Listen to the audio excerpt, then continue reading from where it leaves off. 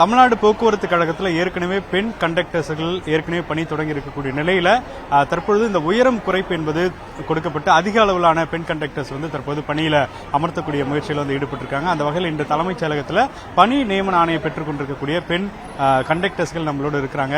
பெண் அதாவது பேருந்து நடத்துனர், அவங்களோட பேசலாம். மேம் வணக்கம்.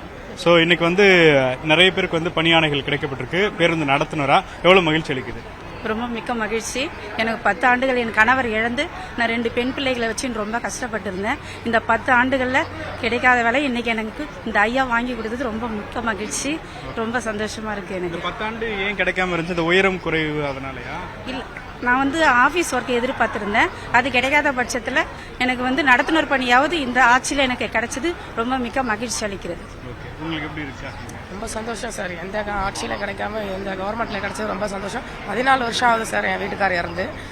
இந்த 14 வருஷத்தில் ரொம்ப கஷ்டப்பட்டுட்டு இருக்கேன் சார். ரொம்ப ரொம்ப ரொம்ப சந்தோஷப்படுறேன் சார் இந்த ஆட்சியில் கிடைச்சது. ஆமாம் சார்.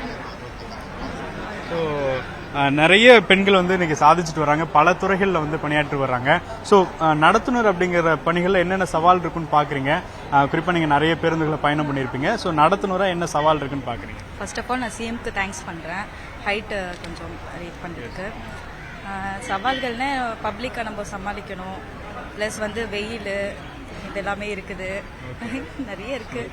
ஸோ நிறையவும் இருக்குது. ஏன்னா இது ஃபுல்லாகவே மேல் டாமினண்ட்டான ஒரு ஃபீல்டு. ஸோ நாங்கள் கொஞ்சம் ஸ்ட்ரகிள் பண்ணி தான் நாங்கள் இருக்கணும். கொஞ்சம் எங்களுக்கு கொஞ்சம் எதனா ரிலாக்ஸேஷன் கொடுத்தா நல்லாயிருக்கும். ஃபீமேல்ஸ்க்கு மட்டும் கொஞ்சம் எதனா பார்த்து பண்ணால் நல்லாயிருக்கும். இப்போ நிறைய துறைகளில் பெண்கள் நிறைய சாதனைகள் பண்ணிட்டு இருக்காங்க. ஆல்மோஸ்ட் எல்லா ஃபீல்டுலுமே பெண்கள் இருக்காங்க. இந்த கண்டக்டர்ஸ்ல மட்டும் நம்ம யாராச்சும் ஒருத்தரை பார்ப்போம், ஒரு பேருந்து ஒருத்தவங்க ஓட்டுருவாங்க, அது மாதிரி ஒரு சில வீடியோக்கள் தான் பார்க்க முடியும். ஸோ இது இன்னும் எவ்வளவு பேர் இதுல இணையணும்னு எதிர்பார்க்குறீங்க? இந்த மாதிரி நிறைய பேர் ஃபீல்டுக்கு வரணும், இந்த துறையை தேர்ந்தெடுக்கணும், அதாவது வேலை வாய்ப்புகள் நிறைய இடத்துல இருக்கு. ஸோ இதுலயும் அந்த மாதிரியான சூழல் இருக்கதா பாக்குறீங்களா?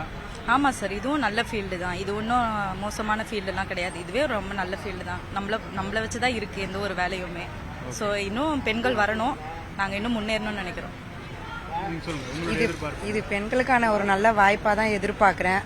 எல்லாருமே அந்த காலத்துல இருந்து இப்ப வரைக்குமே அப்படிதான் இருக்காங்க. இது பெண்களுக்கு ஒரு நல்ல வாய்ப்பா நான் இருக்கேன். மினிஸ்டருக்கு ரொம்ப நன்றி சொல்லிக்கிறேன். நான் எல்லாருக்குமே இந்த மாதிரி வாய்ப்புகள் கிடைச்சா கொஞ்சம் நல்லா இருக்கும். கண்டக்டரா மோசமா பார்க்க கூடாது. இது ஒரு டஃப்பான வேலை. ஆக்சுவலா சொல்றேன், நான் சில பேர் பார்த்ததுல சொல்றேன். கண்டக்டரா மோசமா பார்க்கும்போது இது ஒரு டஃப்பான ஃபீல்டு.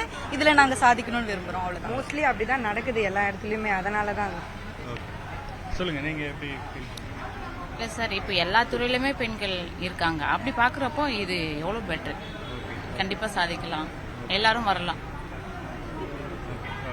ஸோ தொடர்ச்சியாக தற்பொழுது பெண்கள் பல்வேறு துறைகளில் வந்தாலும் கூட தற்பொழுது இந்த பெண் நடத்துனர்களை கொண்டு வரதுல ஒரு சிக்கல் இருந்துச்சு. அதாவது பெரும்பாலான பெண்கள் இந்த உயரம் குறைவாக இருக்கிறாங்க, அதனால பணி நியமன ஆணைகள் வழங்கப்படலை அப்படின்றதுக்காக இந்த உயரம் குறைப்பு ஏற்படுத்தி அதிகப்படியான பெண் நடத்துனர்களுக்கான வாய்ப்பை போக்குவரத்து துறை ஏற்படுத்தியிருக்கிறது. ஒளிப்பதிவாளர் சேகருடன் வேல்முருகன், நியூஸ் 18 தமிழ்நாடு.